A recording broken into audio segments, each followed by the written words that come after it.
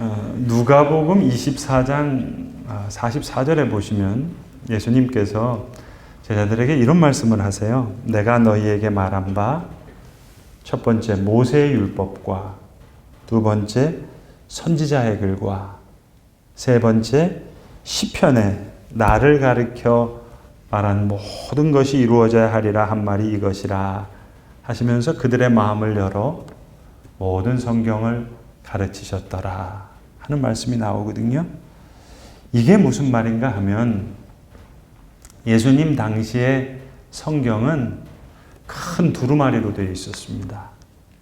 이게 세 개의 큰 두루마리로 되어 있었습니다. 그래서 이 첫 번째 두루마리가 모세오경이에요. 이게 큰 두루마리로 하나로 되어 있습니다. 그래서 창세기, 출애굽기, 레위기, 민수기, 신명기가 한 권의 두루마리였어요. 그래서 첫 단어가 그 책의 이름입니다. 베레시트, 태초에, 그게 창세기의 이름이에요. 가다가 바미드바, 광야에서, 그러면 그게 민수기의 이름이에요. 한 두루마리입니다. 이게 첫 번째 두루마리입니다. 두 번째 두루마리가 선지자의 글이에요. 이걸 네비임이라 그랬는데 선지자라는 뜻입니다. 근데 여기에는 사무엘 상하와 그리고 열왕기 상하가 포함되어 있습니다. 왜냐하면 특별히 열왕기 상하는 선지자적인 관점에서 쓴 책이에요. 그래서 이 두루마리를 한 대로 묶어서 이거를 선지자들의 글이다 그렇게 얘기했고요. 세 번째 두루마리가 시편과 같은 거룩한 글들입니다. 시편, 잠언, 전도서, 그리고 역대상하. 같은 역사를 기록한 것 같지만 역대상하는 에스라가 큰 지혜의 관점에서 쓴 역사예요. 그래서 이거는 거룩한 글들이라고 하는 케투빔이라고 하는 세 번째 두루마리에 있었습니다. 그래서 첫 번째 두루마리를 토라라고 불렀고 두 번째 두루마리를 네비임이라고 불렀고 세 번째 두루마리를 케투빔이라고 불렀습니다. 그래서 약자를 따면 TNK. 그래서 히브리 사람들은 타나크. 이게 성경이에요. 타나크. 세 두루마리를 다 얘기하는 겁니다. 토라, 네비임, 케투빔, 타나크. 그럼 이게 성경입니다. 성경. 그래서 모세의 율법과 첫 번째 두루마리, 선지자의 글들과 두 번째 두루마리, 시편과 같은 케투빔, 거룩한 글들이 다 나에 대해서 얘기한다. 오늘 본문에서도 예수님 얘기하시죠? 뭐라고 얘기하세요? 이 말씀이 온 율법과 선지자의 강령이니라. 첫 번째 두루마리와 두 번째 두루마리, 이걸 다 포함한 말씀이다 이야기를 합니다. 근데 이 세 두루마리 중에서 가장 중요한 두루마리가 어떤 두루마리인고 하니 첫 번째 두루마리예요. 토라예요. 왜냐하면 모세는 여러분 역사상 유일하게 하나님의 음성을 직접 들은 사람이에요. 유일무이해요. 시내산에 올라가서 하나님의 임재 속에 하나님의 음성을 처음 들은 사람이에요. 그러니까 모세의 율법은 이건 하나님의 음성인 거예요. 하나님의 말씀인 거예요. 선지자의 글들과 케투빔, 거룩한 글들과는 차원이 다른 거예요. 그래서 이 토라를 제일 중요하게 여겼어요. 토라라는 말은 궁술 용어예요.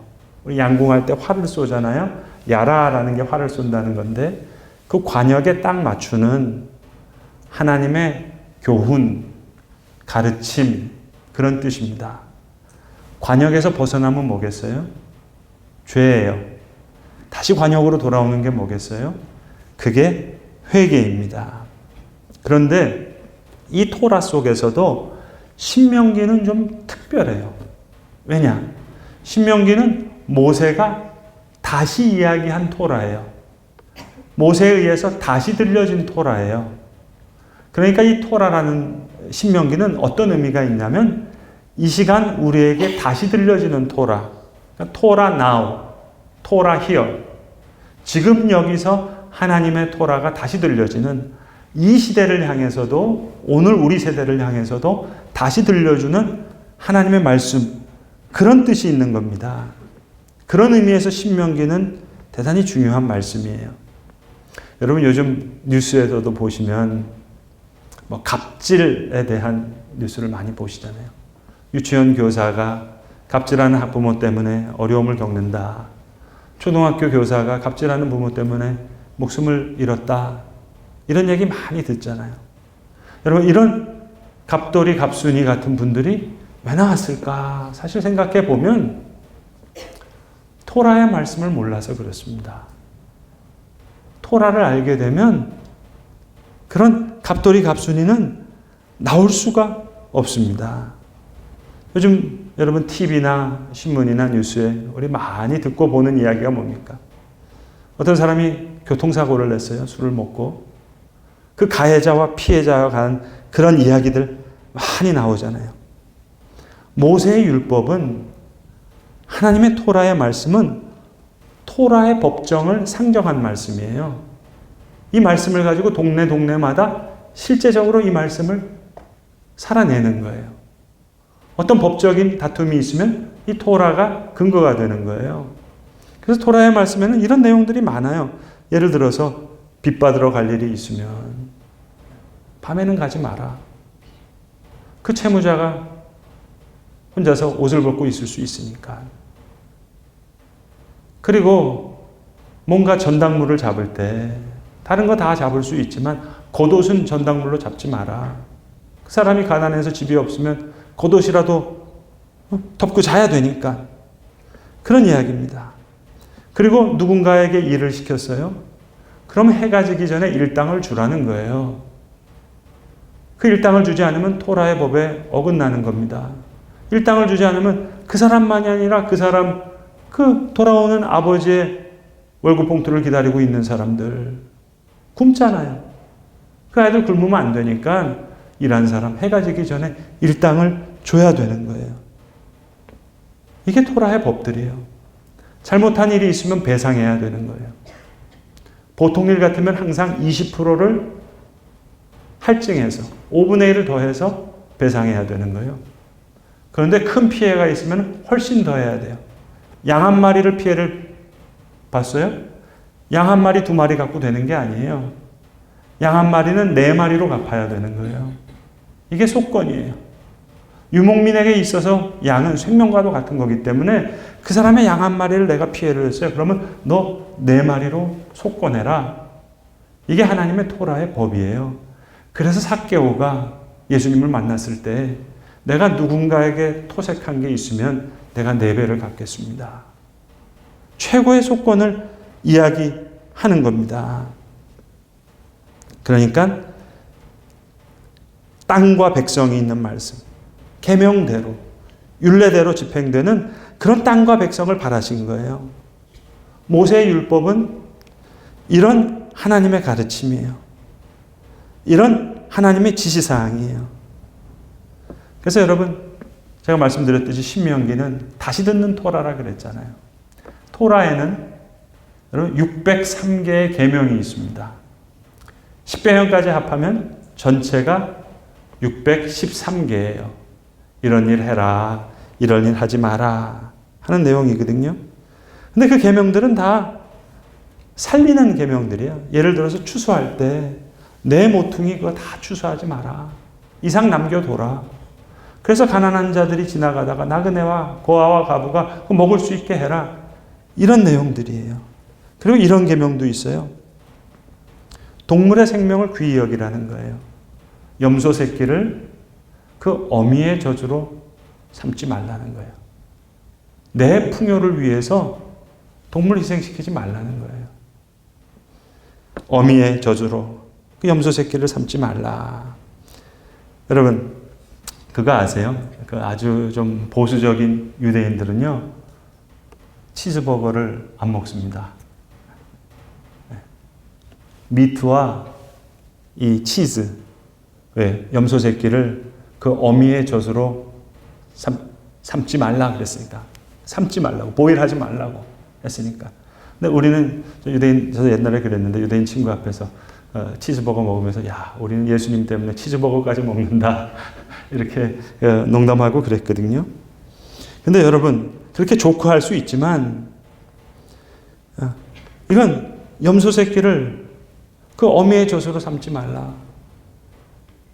삭스피 맛있다 그래가지고 상어 지느러미만 자르고 상어 막 버리잖아요.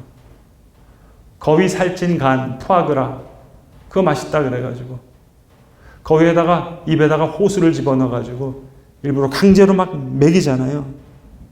염소 새끼 그 어미의 젖으로 삼지 말라. 치즈버거 못 먹게 하나님께서 불편하게 하신 계명이 아니라 하나님께서 우리에게 사랑을 가르쳐 주시는 그런 계명들이에요. 미물에까지도 그 생명을 사랑하라는 거예요.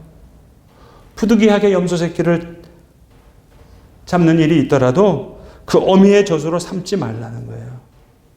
이런 계명들이 다 주 너의 하나님을 사랑하고 내 이웃을 모든 생명을 내 몸처럼 사랑하라.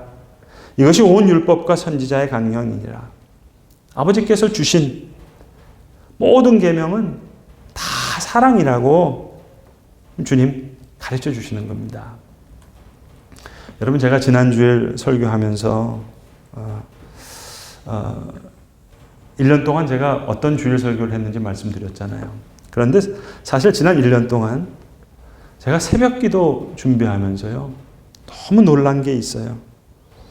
제가 지난주에는 주일 설교를 말씀드리면서 작년 8월에 창세기 설교했습니다. 9월 때는 출애굽기 설교했습니다. 10월 달 레위기 설교했습니다. 11월 달 추수감사절이 오던 안 오던 이제 한 달 내내 민수기 설교했고 12월 달에는 크리스마스가 있어도 제가 신명기 설교했습니다. 라는 말씀 드렸죠. 새해가 다시 와서 이제 창세기와 복음서, 출애굽기와 복음서, 그리고 부활절부터 오순절까지 지날 때 부활절을 유월절과 무교절을 가지고 튜닝했다 하는 말씀도 드렸고, 오순절 성령 강림절을 저 시내산에서 하나님의 임재와 하나님의 통치를 위해서 하나님께서 계명을 주신, 하나님의 말씀을 주신 그것으로 튜닝하면서 하나님의 쉐키나, 하나님의 임재와 통치의 귀한, 그렇게 말씀드리면서 우리들의 민수기, 오늘 읽는 레위기, 오늘 이번 달에는 예수님이 사랑하시는 말씀 신명기, 이렇게 주일 설교했다 말씀드렸는데, 사실 진짜 배기, 저의 변화는요, 진짜 제 자신의 튜닝이 일어났던 것은요, 지난 1년 동안 새벽 기도 시간이었어요. 같은 시기예요. 커리큘럼을 같이 시작했어요. 작년 8월부터. 내 복음서를 가지고 마태, 마가, 누가, 요한을 가지고 예수님의 연대기라는 재구성해서 복음서를 구석구석 읽었는데요. 다음 주에 끝이 나는데 53주로 제가 복음서를 읽으면서 충격을 받은 거예요. 여러분, 제가 복음서를 왜 안 읽었겠어요? 목사 된 지도 몇십 년 됐는데 늘 많이 읽은 말씀이었죠. 그런데 마치 사도행전 왜 9장에 보면 바울의 눈에서 비늘이 떨어졌다는 말씀이 나오잖아요. 그런 것처럼 제 눈에서 비늘이 벗겨지는 것처럼 어떤 충격이었냐면, 예수님께서 이렇게 토라를 사랑하셨구나. 예수님이 하신 말씀 하나하나가 다 토라와 연결된 말씀인 거예요. 내가 율법을 폐하러 온 것이 아니라 온전케 하러 왔고, 율법의 1.1획도 결단코 땅에 떨어지지 아니하리라. 그렇게 얘기했는데, 저의 이 뿌리 깊은 장로교 신학, 오직 은혜, 오직 복음, 뿌리 깊은 복음주의 신학, 오직 십자가, 이게 틀린 얘기가 아니죠. 그런데 그 신학이 어쩜 이렇게 나한테 이런 자동 삭제 기능을 했을까? 거기에 제가 스스로 놀란 거예요. 그러니까 예수님의 십자가를 너무 사랑한 나머지 예수님이 하신 말씀을 내가 이렇게 무시했나 하는 이런 아이러니, 이걸 발견한 거예요. 제 안에 제가 스스로 가지고 있던 자동 삭제 기능, 예수님 말씀을 자동 삭제하는 그 기능에 놀랐어요. 여러분, 제가 지금 커밍아웃하고 있는 겁니다. 여러분, 저 아시잖아요.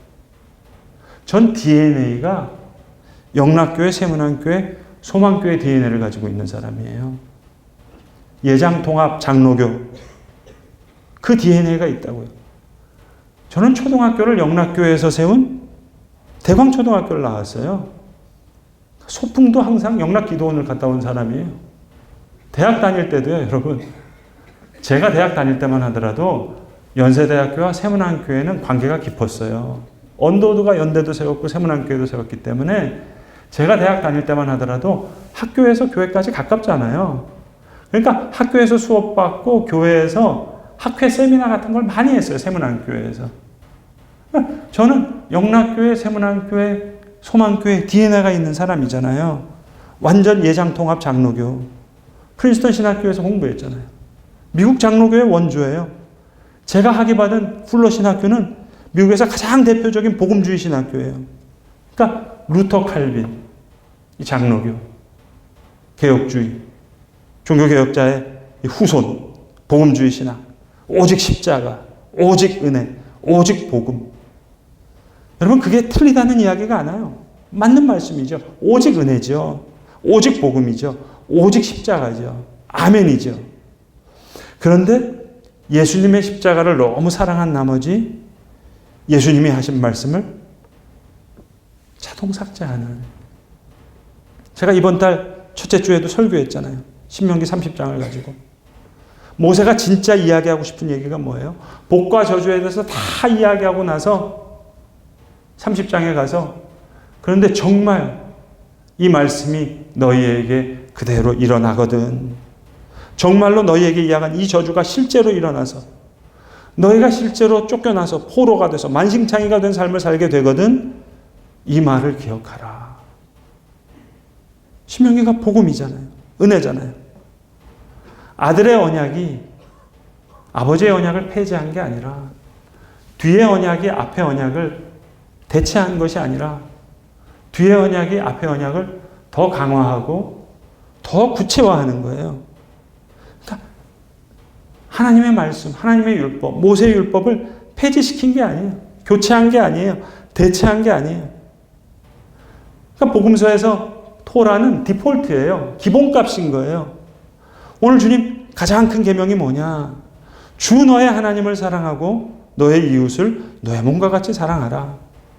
이것이 모든 율법과 모든 토라와 어떤 성경에는 모든 모세와 선지자라 그랬어요. 그리고 모든 선지자의 강령이라. 토라와 네비. 첫 번째 두루마리와 두 번째 두루마리의 핵심 요약이라는 거예요. 그러니까 주님께서 모세의 율법과 선지자의 강령을 사랑하신 거예요. 가장 큰 계명이라고. 신명기의 말씀을 인용하시고 레위기의 말씀을 인용하시면서 이게 가장 큰 계명이다. 주님 말씀하신 거예요. 살리는 토란 거예요. 살리는 말씀이에요. 여러분을 투닝하려고 한 게 아니라 제가 투닝된 거예요. 여러분 무슨 치아 교정하려고 한 게 아니라 제가 교정이 된 거예요. 아, 예수님 이렇게 토라를 사랑하셨구나. 예수님께서 제자들에게 이렇게 토라를 가르쳐 주신 거구나. 오늘 본문도 예수님께서 이렇게 바르게 바리새인과 서기관들과 율법학자들에게 토라의 참뜻을 설명해 주신 거구나. 그게 눈이 열리니까는요. 영어로 표현하면 once you see, you cannot unsee. 한번 보고 나니까는요. 안 보이질 않는 거예요. 안 볼 수가 없는 거예요. 한번 비닐이 벗겨지니까 콸콸콸콸콸 쏟아지는 거예요. 그래서 오늘 예수님이 사랑하신 말씀 신명기까지 설교하게 된 겁니다. 여러분 왜 예수님 그런 말씀 많이 하시잖아요. 내가 줄일 때 너희가 먹을 것을 주었고 목마를 때 마시게 하였고 나그네 되었을 때 영접하였고 헐벗을 때 옷을 입혔느니라. 왜 이런 말씀을 하셨는가? 이해가 되는 거예요. 그게 다 토라의 계명인 거예요. 아담의 범죄로부터 해서 가인이 살인을 해요. 점점 하나님의 쉐키나 하나님의 임재의 영광이 쇠퇴하잖아요. 사라지잖아요. 후퇴하잖아요.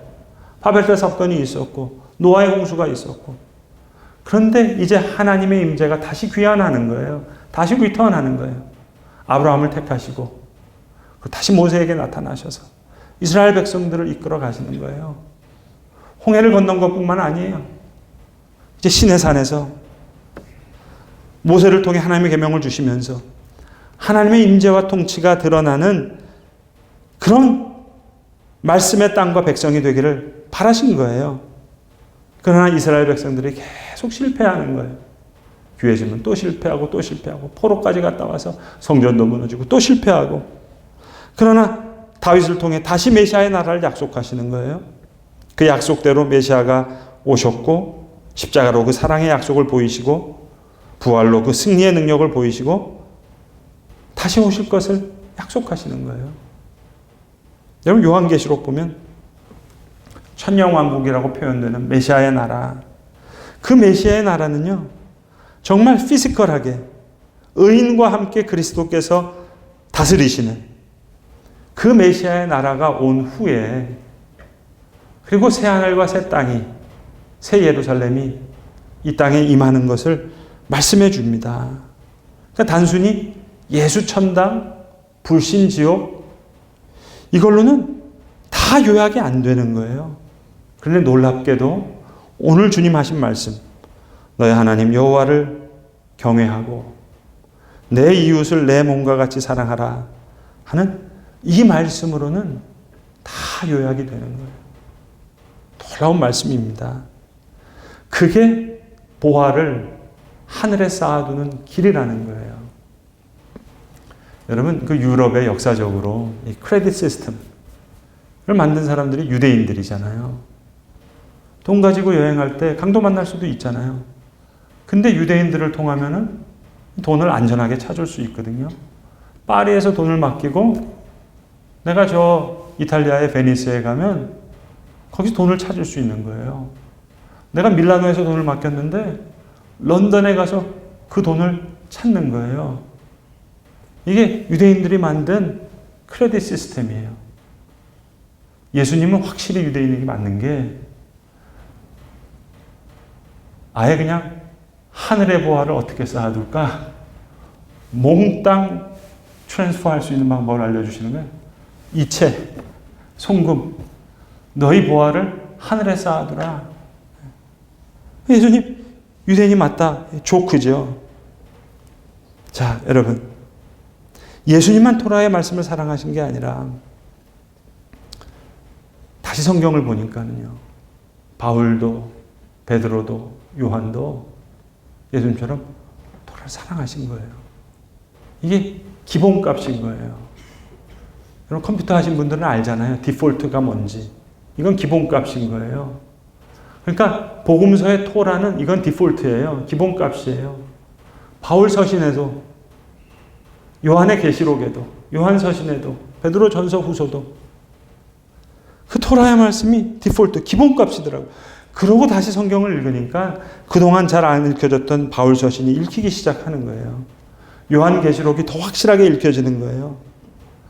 베드로 서신이 잘 읽혀지지 않았는데 토라를 디폴트로 놀고 읽으니까 너무 잘 읽혀지고 사도행전도 십자가와 토라를 같이 말씀하시는 거예요. 그래서 9월부터 제가 새벽 기도에 다시 1년 동안 사도들의 연대기.